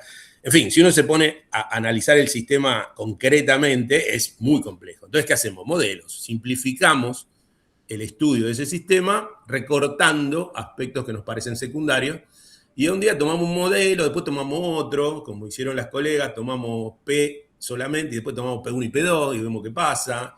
Vamos cambiando los modelos y poder jugar entre modelos y sistemas. Eso es una competencia escolar que queremos promover en nuestros estudiantes. Después una competencia argumentativa en base a principios y modelos físicos, o sea, que se pongan en juego estos conceptos, principios, modelos físicos, o de las ciencias naturales o de la matemática, y una retórica, o sea, cierta habilidad argumentativa para convencer o para defender un posicionamiento, siempre en torno de juego, de una construcción democrática, de intercambio de opiniones, no de una imposición digamos, violenta, todo lo contrario, y lógica, en el sentido matemático de la lógica proposicional, o sea, argumentos que tengan alguna solidez en su construcción. Y por último, una habilidad que tiene que ver con el diseño experimental, o sea, ser capaces de crear situaciones de medición y de relación matemática entre las magnitudes que se han medido o que se propone medir en ese diseño. Bueno, esto como para dar contexto a lo que voy a contar ahora, ¿no? El tipo de problemas que nos gustan, los que nos parecen válidos pedagógica y didácticamente. Bueno, el primero, vamos a hablar entonces de compresión de gases, decíamos. Entonces, en el contexto que decían las compañeras, bueno, vamos a comprimir gases y vamos a usar esa ecuación para ver cómo minimizar el gasto de energía en la compresión, es un recontra problema, o sea, súper valioso, útil y significativo. Tomo un contexto. Buscando acá en internet, esto de hoy a la mañana, busqué contextos donde aparece necesaria la compresión de gas. Entonces, por ejemplo, el gas que se produce en Vaca Muerta, para poderlo acumular y transportar, ya sea para exportarlo o para usarlo en Argentina, o para llevarlo a las estaciones de gas comprimido o a las garrafas, o todos los usos, digamos, que puede tener el gas, requiere un proceso de compresión para que, bueno, sea más económico y más rentable. Y esa compresión puede ser más o menos económica, como decían las colegas, gastar más o menos energía en el proceso de compresión de ese gas. Y no es un jueguito, digamos, disciplinar para divertirnos un ratito en una clase. Y entonces tomé un caso, un ejemplo, de un proyecto de la compañía TGS del año 2025, donde se está planificando, todavía no está en desarrollo, digamos, no está hecho, un gasoducto, digamos, que vaya de Vaca Muerta y envíe energía, bueno, hasta Buenos Aires y con algunas postas intermedias a la red interconectada de distribución de gas. Y también ven a Bahía Blanca y acá abajo para poder distribuir, para exportar, ¿no? El plan. Ahora, eso, para que se vea la importancia, digamos, entre comillas, del proyecto, tiene que ver con una obra que va a producir 35 millones de metros cúbicos por día. Para que vean el consumo, estuve chusmeando ahí con la inteligencia artificial. Estos son datos de inteligencia artificial, habría que corroborar, pero para que tengan una noción. 35 millones de metros cúbicos por día podría transportar, digamos, este conducto, y se consume en Argentina por día 107 millones de metros cúbicos. O sea, es un montón, un 30% del consumo total. Y eso requiere o permite distribuir en promedio 39.000 millones de metros cúbicos al año. Y ahí, esto está en el contexto de la crisis energética y del calentamiento global, ¿no? Todos necesitamos energía, sobre todo ahora que hace frío, bla, bla. Los autos, las máquinas, la exportación. Y entonces me pregunté por las reservas. ¿Cuántas reservas hay de gas en Argentina? El tema de las reservas es complejo porque, bueno, hay reservas que son accesibles, de fácil disponibilidad, otras que están, pero es muy costoso todavía extraerlas. Hay algunas que se supone que están, pero todavía no están comprobadas, etc. Así que, bueno, estamos hablando de un promedio. Pero lo que está conocido como reservas son 6.900.000 millones de metros cúbicos. Y alcanza para 63 años. A mí me sorprendió el número. 63 años es la edad que tengo yo. Es decir, que una persona que nace hoy, probablemente a mi edad, no haya más gas en Argentina. Nos pone en una situación de reflexión, ¿no? Contextualiza el problema de la compresión de gases. Si lo queremos mirar desde el punto de vista del costo, el costo de la obra son 700 millones de dólares. 700 millones de dólares. Calculé, digo, pues ese número, ¿qué significa? Bueno, es el 0,1 del PBI. Y uno dice, bueno, es poquito, no es casi nada, es una obra que no tiene mucho significado. Bueno, pero el PBI, miré, que no tenía idea tampoco, son 680.000 millones de dólares. Y estos serían 700 millones de dólares. Para que tengan noción, todo el presupuesto universitario del año 2024, la inversión, digamos, educativa, no universitaria, educativa nacional, según las mismas fuentes, es del 0,88. O sea que esta obra es del 0,1. Bueno, es un ejemplo. Cómo contextualizar y darle importancia al problema de minimizar la energía que vamos a usar para comprimir un gas, ¿no? Esa era un poco la idea, del tipo de cosas que nos gusta hacer en física para plantear estos mismos problemas que plantean las compañeras. Otro ejemplo de contexto, ¿no? Vieron que también en la misma situación de crisis energética y cambio climático global, tenemos problemas porque el transporte mayoritariamente tiene que ver con emisión de gases de efecto invernadero por combustión de combustibles fósiles, nafta, gasoil, etc. Y entonces hay una preocupación por cómo hacer para reducir estas emisiones, o dicho de otra manera, hacer más eficiente la compresión de gases que se producen en el momento del funcionamiento de un motor, ya sea a explosión o un motor de vapor. Y bueno, ahora está todo en discusión esto de los motores eléctricos y los motores híbridos. O sea que el contexto del estudio de la compresión de gases acá podría estar vinculado a cómo hacer más eficiente el funcionamiento de motores. La otra vez fuimos con los colegas al Chaco, nos invitaron a Villa Ángela, a un instituto de formación docente, a dar unas charlas. Bueno, hicimos un taller de estas cosas, digamos, de problemas abiertos, contextualizados, que trabajen con modelos y con diseño experimental. Y los chicos eran estudiantes del profesorado de física de allá de Villa Ángela. Decían que Villa Ángela es una ciudad chiquita, el Chaco tiene unos 30.000 habitantes, chiquita como Saladillo, donde vivo yo, más o menos, una cosa así. Es una ciudad que no tiene colectivo. Nosotros en Saladillo, acá en Provincia de Buenos Aires, tampoco no hay colectivo. Entonces la gente se mueve en bicicleta, mayoritariamente en moto, en motito, y en auto, ¿no? O caminando, obviamente. Igual si te tenés que ir de una punta a la otra de la ciudad, es un rato largo, no sé, te llevará caminando, no sé, una media hora por lo menos, un poco más también. Bueno, entonces los chicos habían pensado un problema que era, bueno, ¿qué conviene más? Problema de optimización. Poner un par de líneas de colectivo que lleven a la gente de un lado para el otro, o que todos tengan su moto, ¿no? Que es lo que pasa ahora. Entonces, lo que calculaban o proponían calcular era el consumo y las emisiones de gases de efecto invernadero y bla, de tantas motos o tantos colectivos que las reemplacen, ¿no? Entonces, ven, ese es el contexto del problema, en el cual es interesante estudiar el problema de minimización de energía para la compresión de un gas.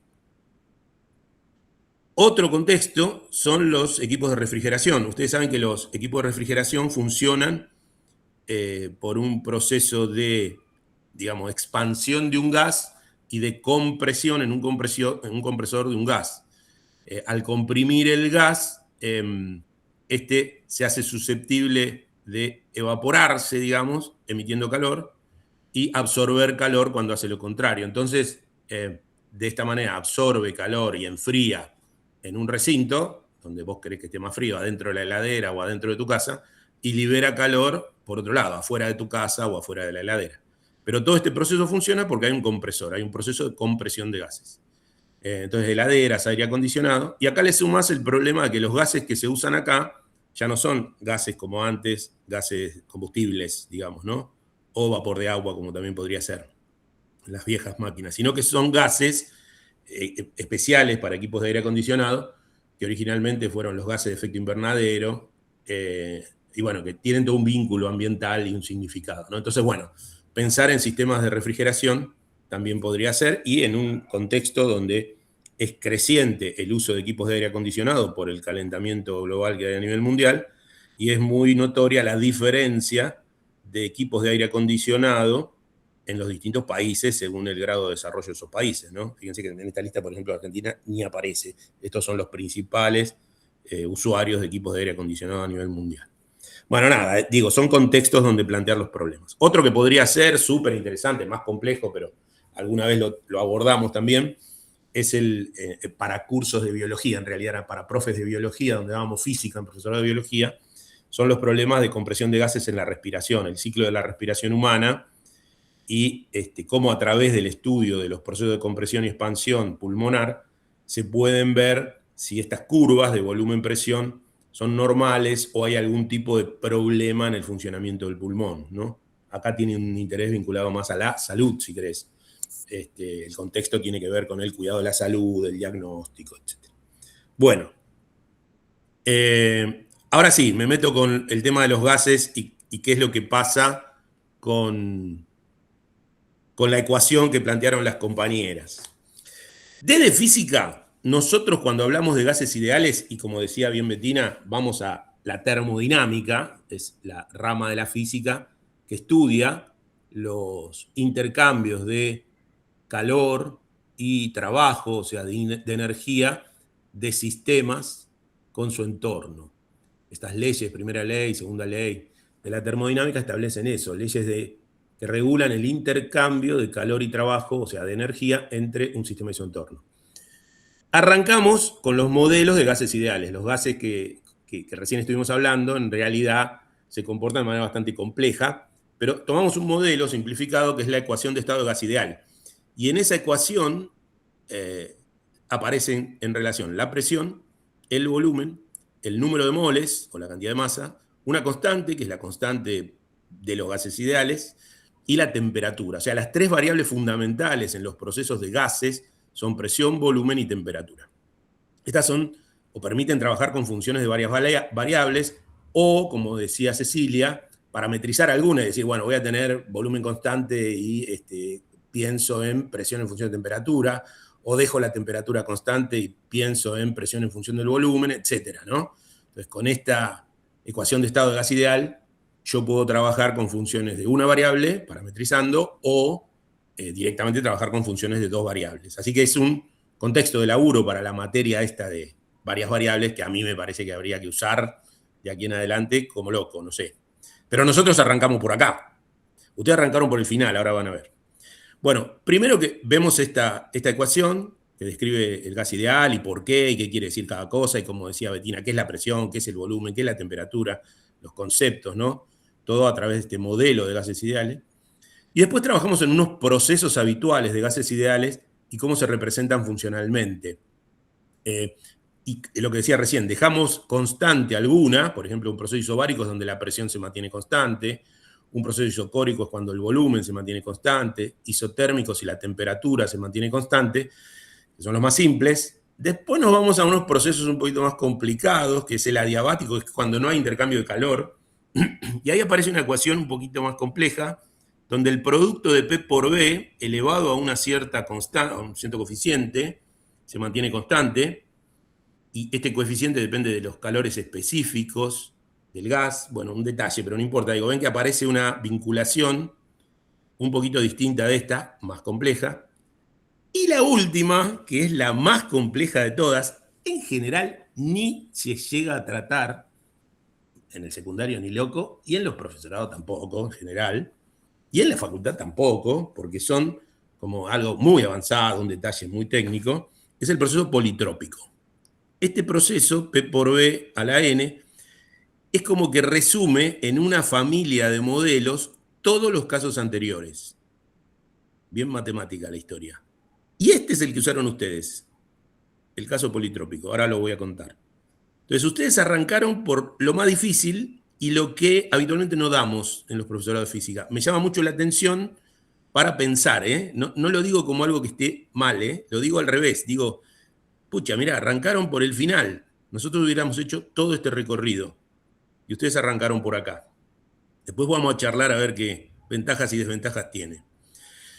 Entonces, una vez que definimos el funcionamiento del gas ideal, calculamos el trabajo, que entendemos por trabajo de compresión, que es este problema que tenemos, cómo comprimimos un gas. Y bueno, derivamos ahí que el trabajo sale como el producto de la fuerza aplicada en una cierta distancia, en un segmento, y cuando pasas a fluidos, la fuerza pasa a ser una presión y el desplazamiento, el delta X pasa a ser un área, y bueno, de ahí sale la integral que hay que calcular para calcular el trabajo, y vinculamos con la energía a través de, como decía Bettina, el primer principio de la termodinámica o los teoremas de conservación de la energía. Y de ahí a los problemas de optimización. Este es el camino que hacemos nosotros en física, habitualmente, ¿eh? Las chicas propusieron arrancar por acá, por el medio, o medio por el final.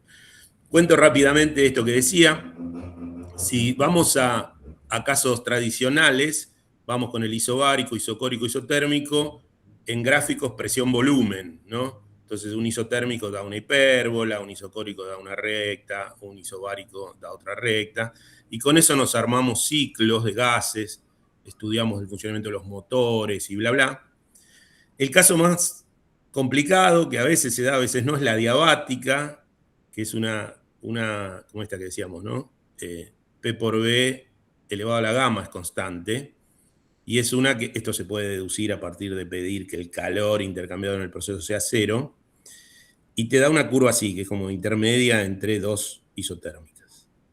Y el caso más loco, que no lo vemos nunca, es el politrópico, que es este que les digo que dependiendo del valor de la constante, beta, te da cualquier curva, la que vos quieras, incluso algunas de las anteriores, ¿no? Entonces bueno, eso es lo que pasa. Después, una vez que tenemos la ecuación para P en función de B, podemos calcular el trabajo como una integral. Esto puede ser, ya les digo, de una variable o de varias variables. Y usando el primer principio de la termodinámica, podemos calcular la energía. Y optimizar ahí lo que queramos, ¿no? Minimizar energía en función de estas variables u otras variables indirectas. Bueno, el caso que tomaron las chicas, andá a saber de qué libro lo sacaron, es un caso particular que a veces se da, pero muy avanzado y muy complejo, que es esta energía requerida para, en un proceso cualquiera, pasar de una presión inicial a una presión final, ¿no? Bueno, yo como no me lo acordaba el caso, me fui a buscar. Esperen que me voy a lo que fui a buscar yo.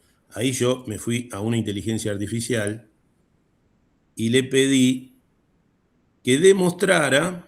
Mientras vos estás buscando, yo sí, quiero meter acá una cuchara para decir que los chicos vieron la presentación de los diagramas de ahorro de energía en etapas adiabáticas y con enfriamientos intermedios y con isotermas. ahí va. Esa fue nuestra fuente de información, llegó a Bien ahí. vernos de todos esos gráficos, quiero decir. Bueno, la historia es que, ¿cómo se llega acá?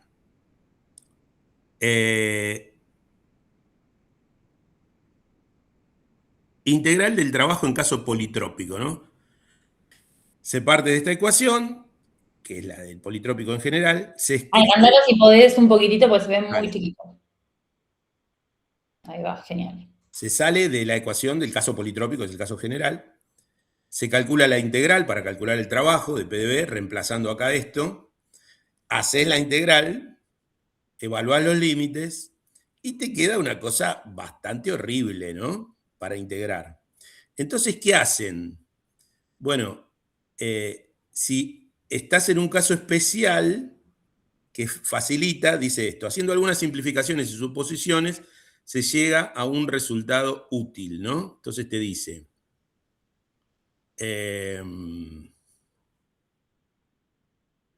presión inicial, presión intermedia, presión final.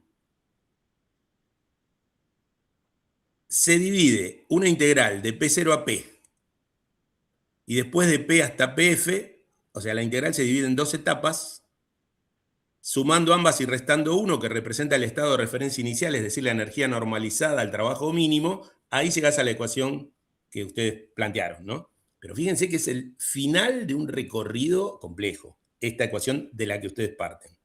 Entonces, ¿para qué sirve esta presión intermedia? Dice, el valor es libre, se puede optimizar. Si derivás la energía respecto a P igual a 0, vas a encontrar el valor presión intermedia óptima y con esa elección ambas etapas hacen el mismo trabajo y es la condición de mínima energía total.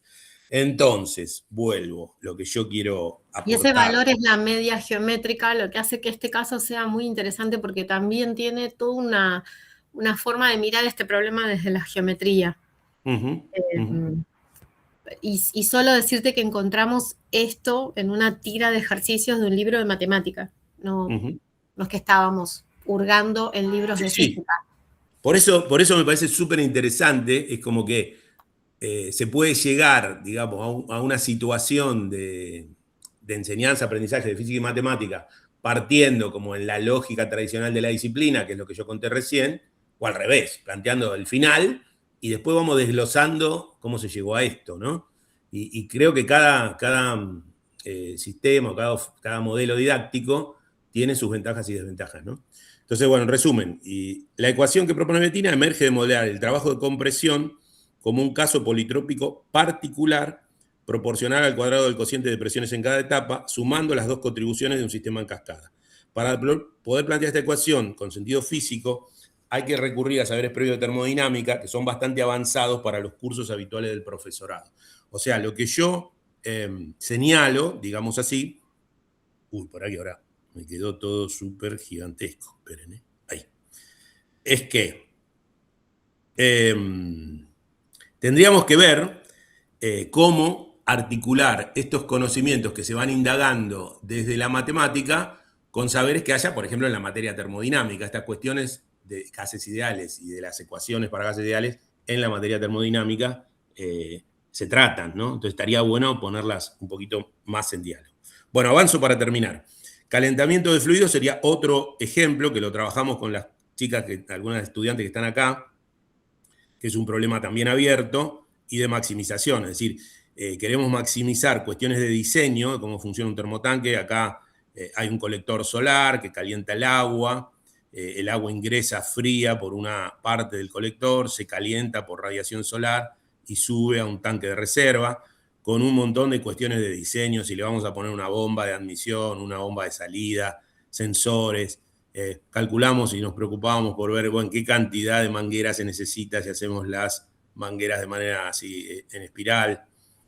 Fue una actividad súper interesante desde el punto de vista didáctico, por lo menos. No sé qué opinan las chicas, pero que articula un poco estas cuestiones que estábamos diciendo. Otros problemas de mínimos que los dejamos ahí para contar para próximas actividades tiene que ver con el de caminos mínimos. Estos son problemas más tradicionales, pero que por ahí les interesan para estas materias de varias variables.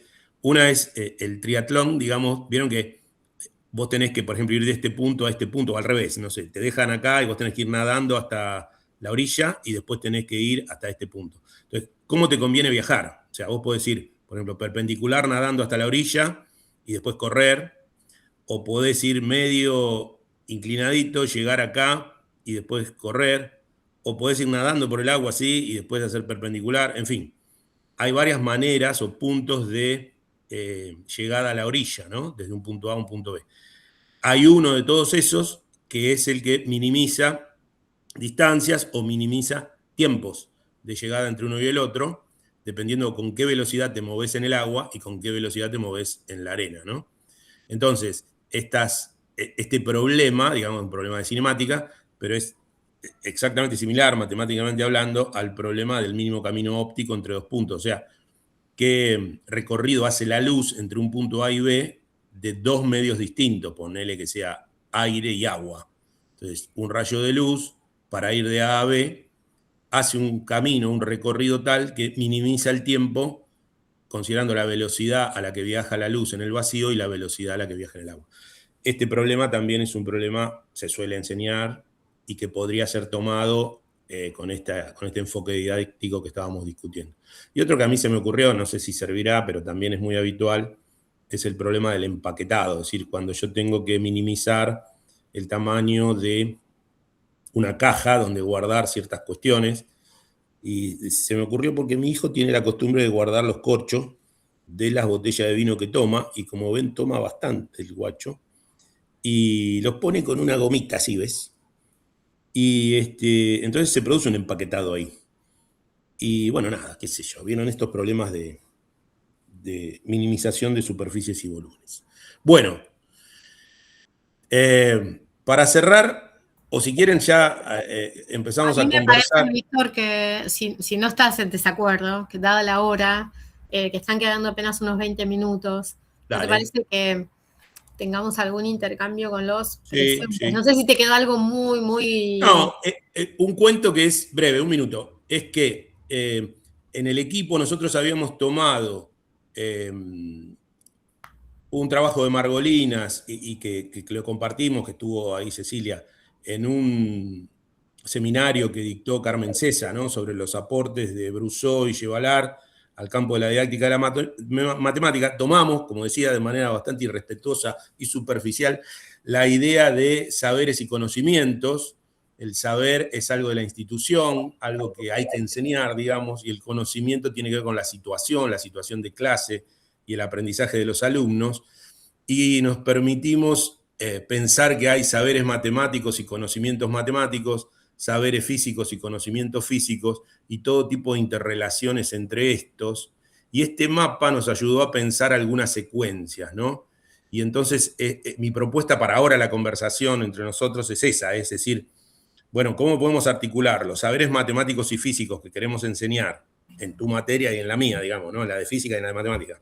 ¿Cuáles serían los fenómenos que vamos a contextualizar? En este caso, la compresión de gases. ¿Y cuáles son, que ese es el punto más difícil para mí, las actividades o situaciones o problemas concretos que nos vamos a plantear para poner en juego y lograr los aprendizajes, los conocimientos matemáticos y físicos? Este es un ejemplo de lo que habíamos hecho.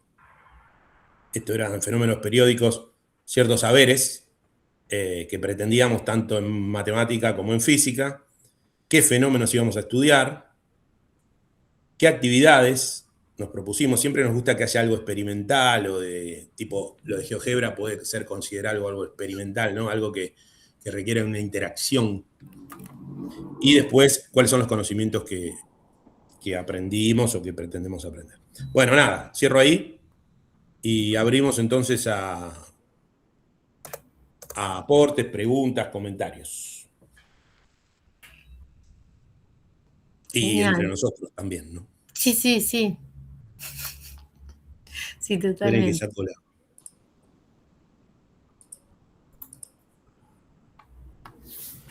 Bueno, en principio abran sus micrófonos y siéntanse libres de contar, decir, preguntar y pensar. Nos interesa mucho, si se animan, la visión de las estudiantes que creo que todavía están sobreviviendo a la charla, que están aquí, Noelia, recién la vi. Y a Paula, no sé si la vi o no la vi. Estuvo, pero se ve que se estuvo.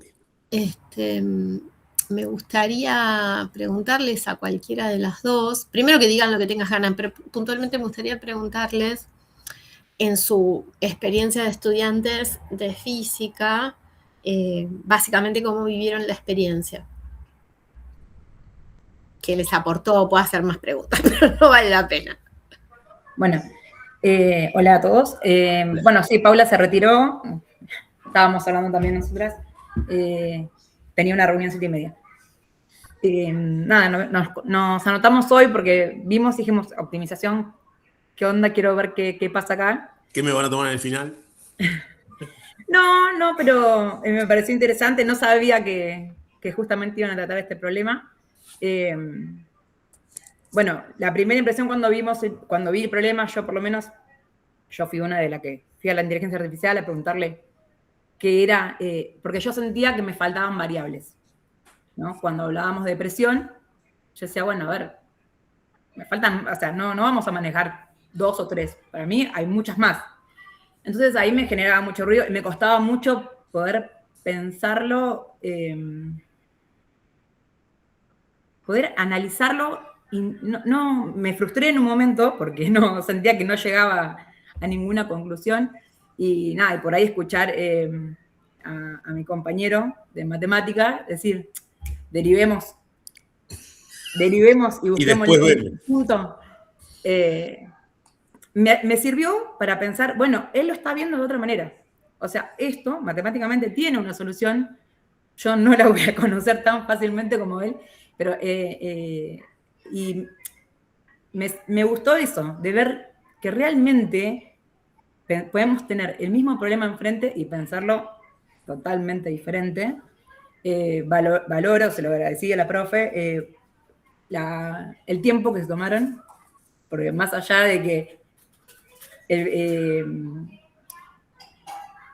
era muy difícil, era muy complejo, se tomaron el tiempo de tratar de entenderlo, investigaron, buscaron, nos trajeron otra información. Para mí fue muy enriquecedora la experiencia, más allá de que yo no llegué a la conclusión, no entendí la resolución, pero me valoro mucho la experiencia, el poder haber hablado con nuestro informante, de traer toda esa información. Me pareció muy valioso, me pareció muy lindo ver algo así en una clase de matemáticas.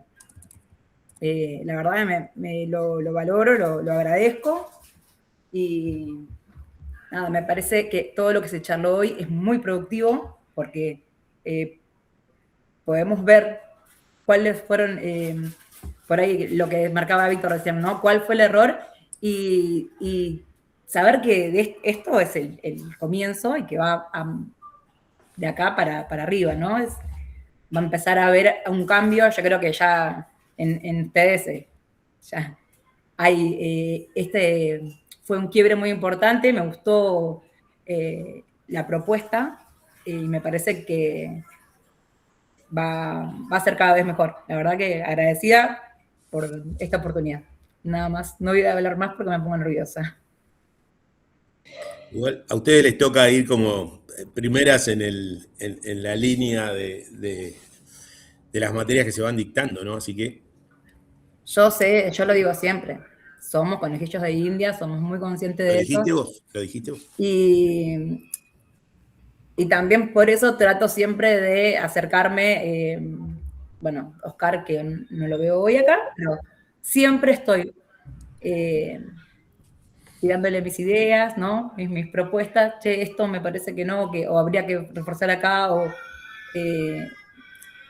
pero por los, ¿cómo lo puedo explicar? Por las dificultades que voy encontrando yo en mi formación, en lo que a mí me cuesta, en lo que más le tengo que dedicar tiempo, todo el tiempo lo estamos charlando porque soy consciente de que somos la prueba, ¿no? Y ojalá podamos mejorar, ojalá mi aporte pueda ayudar para mejorar y que los que vienen después reciban una mejor formación aún mayor a la que estamos teniendo hoy. Y que, dicho de paso, agradezco, porque a veces nos quejamos mucho, pero agradezco mucho la formación que estamos teniendo en UNIPE. Qué lindo, gracias Noelia. Yo me quedo con este comentario que hizo de la clase de matemática, que fue rara como clase de matemática, porque se metieron otros conocimientos que no provenían netamente del campo de la matemática. Creo que todavía está todo medio verde, pero es muy particular que de todas maneras miramos con anteojos matemáticos el problema. O sea, aceptamos un montón de información, pero no dejamos nuestro objeto para ir para adelante y para entender fue la matemática. Por eso la indagación que propuso Cecilia, por eso las preguntas que armamos luego, siempre mirando la ecuación, tratando de visualizar, tratando de hacernos preguntas que levantábamos desde la fórmula. Las preguntas que hicimos no se levantaron desde nuestro conocimiento de la física. Nos hicimos preguntas y le hicimos preguntas a la física, a ese informante que tuvimos, para poder entender cómo leer una ecuación o cómo leer una fórmula o cómo entender unas variaciones, que me parece que es bien interesante. No hemos producido un modelo, no hemos podido modelizar. A mí, dentro de los deseos, de lo que queremos construir hacia más adelante, está el de poder modelizar problemas de la física con herramientas de la matemática, y si sigo teniendo posibilidades de imaginarme futuros posibles, también ver cómo el saber más matemática nos permite modelizar mejor. A mí me gustaría transitar una formación que lleve eso a los estudiantes. Claro, ahí quiero decir un par de cositas. Por ahí, esta manera de trabajar, resumo que a mí me parece muy interesante. Hubo una primera etapa de elucidación del modelo matemático, del análisis de la ecuación, buscando a partir de ahí, indagando conceptos de física, el uso de GeoGebra para explorar en 2D y en 3D, súper interesante para mí, desde el mismo problema de indagación. Después pasaron al uso de la inteligencia artificial en el marco de la indagación. Eso en otras charlas estamos hablando cómo incluir la IASG, y me parece que esa es la manera, o sea, esto que estamos haciendo, meterla dentro de un contexto de un problema que estamos indagando, no suelta. Y después fueron a preguntar a un experto, que también me parece muy buena, como yo pongo ahí 4 situaciones de enseñanza o actividades que ustedes propusieron en la secuencia. Todas a mí me parecen muy buenas. Me queda la pregunta, 2 preguntas me quedan. Una, ¿cómo elaboraron las preguntas? ¿Cómo elaboraron las preguntas para el experto? A mi gusto, si le hubieran contado al experto el problema que se habían planteado, no hacer las preguntas, sino contextualizar al experto lo que están haciendo, por ejemplo, mostrándole la ecuación, que es lo mismo que nos pasa con la inteligencia artificial, ¿no? Si uno le hubiera contado Víctor, el contexto... disculpa que te interrumpa. Dale. Está Néstor Cazón, levantó, Ah, no sé si se pronuncia así tu apellido, sí. la mano. Pero, perdón, pero Víctor, me gustaría que cierre porque está interesante. Dale, termino y te dejo. Decía, Disculpa, la yo creí que pregunta, no la habías visto. gracias Cecilia. La pregunta de las chicas al experto, a mi gusto, fueron preguntas que se podrían haber contextualizado mejor, para mi gusto, como lo veo. Esa es una pregunta. Y la otra pregunta que hago, dos preguntas para las compañeras, para Cecilia y Betina, es ¿cómo podría ser o por qué no se llamó a un profe de física de nosotros? O sea, y dar una clase en conjunto. O sea, invitar a un profe de física, a mí, a Oscar, a Luis, a cualquiera, a ver el problema juntos en una clase, digamos, un rato, estar juntos ahí, pensar y charlar juntos, ¿no? Creo que eso también que tiene que ver con las condiciones laborales, pero sería un pasito más en el abordaje de estos problemas.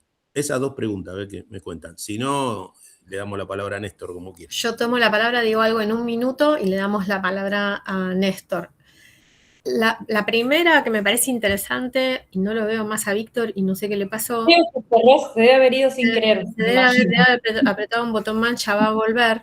Igual ustedes están acá de testigos de que yo le contesté. ¿Está bien? ¿Me ayudan con eso? Bien.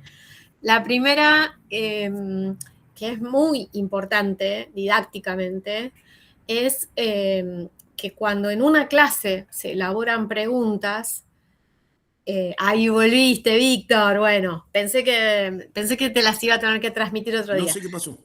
La primera es que cuando en una clase emergen preguntas, desde nuestra concepción de la enseñanza de la matemática, para nosotros es importante conservar la génesis de las preguntas de los estudiantes.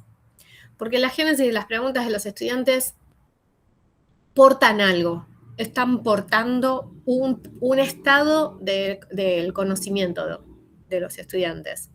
Y meter mano ahí es cambiar la situación que ellos están ofreciendo. Entonces, quisimos conservar esas preguntas para presentarlas así. De todas maneras, se sabía que estábamos hablando de un problema de energía y el informante, que es un ingeniero que trabaja en Vaca Muerta, dijo, yo puedo hablar de enfriamiento, yo puedo hablar de energía y yo puedo hablar de gases que salen con el petróleo en una extracción y que tienen que pasar. Entonces hubo una contextualización de lo que era el lugar de saber de esa persona que estaba hablando. Y la segunda es, charlamos con Oscar y habíamos intentado hacer algo juntos, pero no dieron los tiempos. Y entonces, antes de que se nos acabara la materia, salimos a tratar de resolver que aunque se hubiera una experiencia. Como ustedes saben, estamos en instituciones, tiempos, y la vida de todo el mundo está explotada en este año, solo para volver al inicio de lo duro que es para todo el cuerpo docente de esta universidad y de tantas otras seguir adelante. Así que no lo quisimos perder y por eso fue decisión operativa, de así podemos llegar, vamos por ahí. Pero sí nos gustaría, lo que estás diciendo, para mí es para pensar para adelante, nos parece grandioso que podamos hacer eso. Ya estás comprometido.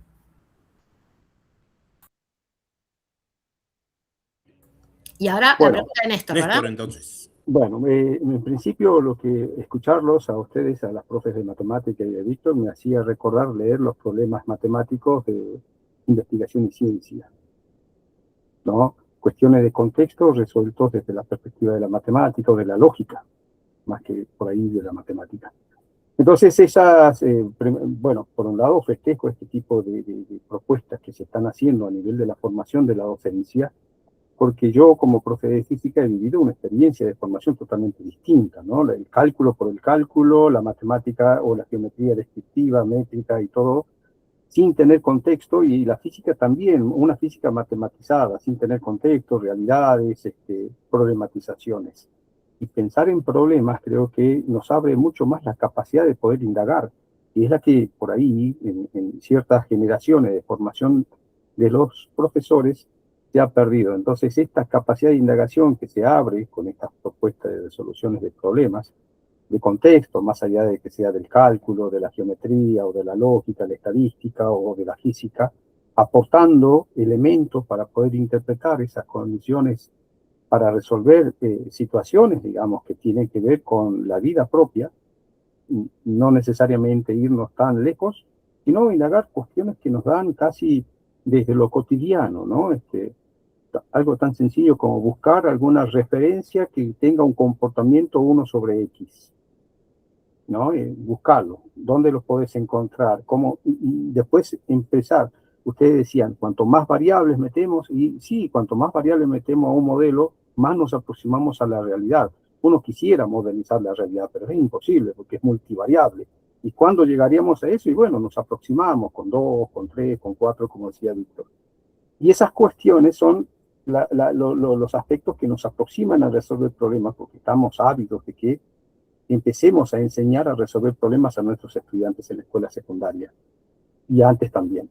Así que bueno, les agradezco esta oportunidad para poder, pareciera que no estoy no me siento raro en esto, no me siento sapo de otro pozo escuchándolos a ustedes, porque estamos siempre promoviendo desde aquí este tipo de iniciativa, ¿no? Resolver problemas, pero problemas como uno dice, ¿no? En la jerga, posta a posta, porque si no son solamente ejercitaciones de cálculo y eso derivan en solamente una práctica, pero nos falta lo otro, resolver problemas reales. Gracias.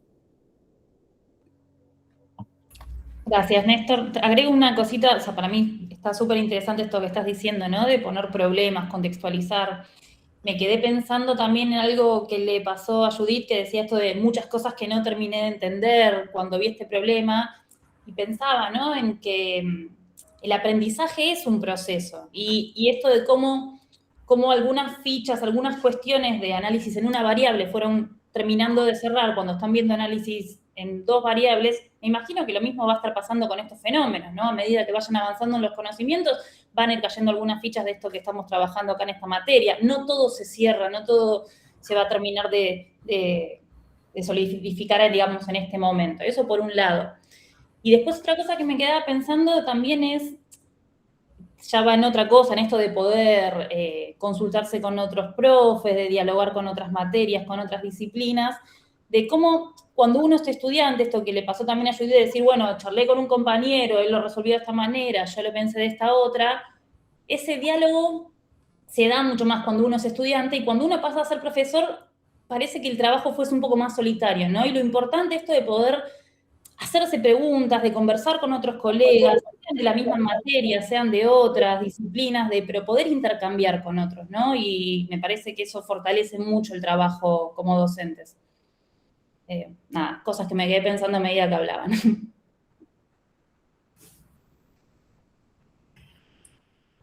Bueno, me parece no sé que si hay estamos en algún hora, ¿no? comentario, pregunta,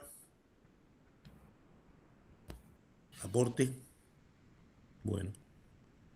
Bueno, yo para cerrar, primero agradecer a todos y todas los que participaron, a los que aguantaron hasta el final, a los que se tuvieron que ir antes, a las compañeras, a Bettina, a Ceci y a Cecilia Bordú, que nos estuvo aguantando también toda la charla, gracias. Y nada, quedo, como decía Bettina, pensando para adelante. Esta experiencia me parece que tiene una serie de situaciones de enseñanza muy válidas, muy interesantes, y tiene algunas cosas, como decía Bettina, para reponer la vez que viene, que es algún encuentro de trabajo con el profe que esté en la materia, u otro, cualquiera que pueda ir del equipo a estar un rato y pensar el problema juntos, ¿no? Creo que eso hay que pensarlo. Y lo otro que dijo Bettina también, eso en la línea también lo que decía Cecilia, de acostumbrarnos y darnos energía para trabajar juntos, los profes de distintas carreras o de distintas áreas. Y lo otro también que decía Bettina es que por ahí pensar problemas de entrada, ¿no? O sea, juntos pensar un problema cortito, chiquito, piola, digamos, que no quede demasiado largo, demasiado grande, que al final en el tiempo uno no lo pueda resolver. Un poco decía Judith eso, ¿no? Me quedo con la sensación de que, bueno, no sé bien si entendí todo, ¿no? Por ahí entonces agarrar un problema un poco más chiquito para arrancar, pero diseñarlo juntos, de matemática y física, mirando los aspectos de física y matemática así en este saber y el conocimiento de cada disciplina. Así que bueno, nada, me quedo contento pensando para el año que viene cómo organizar estas cosas. Así que muchas gracias a todos y todas. No sé, Betty y Ceci, si quieren decir algo. No, gracias. Yo con eso ya estoy hecha. Muchas gracias a todos.